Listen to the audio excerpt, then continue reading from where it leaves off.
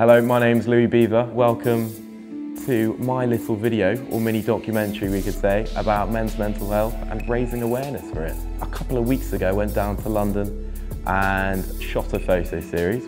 20 fellas showed up in front of the Basement's office. If you don't know the Basement, it's a group of great young fellas doing big things, as you would say, with their lives. They invited me to do a little photo series about somehow raising awareness for men's mental health, and I did this by incorporating men's mental health and streetwear. The main plan was to get all the boys dressed up in blue, which is representative of all the mental health charities in the UK. We all met up, the boys didn't talk to each other, all on their phones, which is completely normal because when you get a group of fellas, you don't really know what to do, you don't know how to thingy about it, and nobody knew who had the mental health disorder and who didn't, which was very exciting because nobody wanted to speak about it, which was completely normal. Went out shooting, found every time I saw a bit of light, I chucked one of the boys in and then took a portrait of them on my bad boy Leica, Heidi.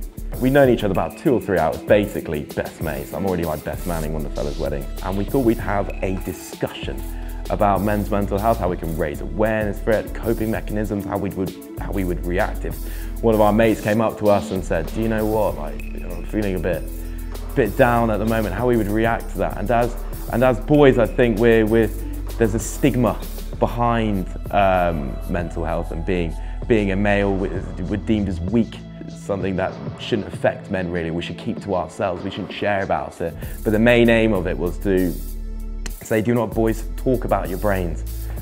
A couple of boys started chatting about their experience, and they said, do you know what, I dropped out of school because of depression, or you know, I self-harmed. I was like, Jesus Christ, these guys have only known each other for the past, you know, 3 or 4 hours, and they're already discussing their mental health history, like within each other, which was completely insane. So when it went live, the amount of feedback was fantastic, because I was incredibly open about my mental health, because I've always been, you know, a bit of a worrier. So is my dad, so is my granddad. It's a bit of a hereditary thing apparently. So I only decided to kind of get it sorted out when went through a bit of a dodgy breakup, which wasn't fun, started a new job, a complete change. And it was strange, I started to lose a lot of weight. I lost all interest in photography, which is a big thing for me. Lost all interest in food, because I love food. Lost interest in my friends. It was just really, really odd. So I was kind of thrown into a GP by my friends, and the doctor just said, yeah, they kind of diagnosed me with a cocktail of mental health disorders. But yeah, no, I was also prescribed medication as well. And I remember I was doing a radio interview yesterday, and the presenter said, you're incredibly open, even about you being thrown onto medication. I said, yeah, of course, why not? If you have an infection, you'll take antibiotics, but you know, if you lack serotonin, why is it embarrassing to say you're on medication to boost it up a little? It was kind of a mix of throwing, you know, keeping my mind occupied by, you know, photography and things like that. Photography, doing photo series, eating good, hanging out with my friends, and then the medication, which really made me feel so much better. And it was then I thought, you know, I want to do something for men's mental health, and that's how the project came about.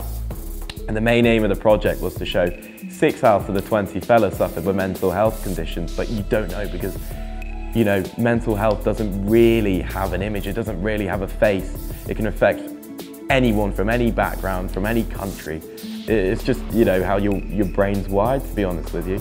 So it's to show that, you know, it can affect anyone.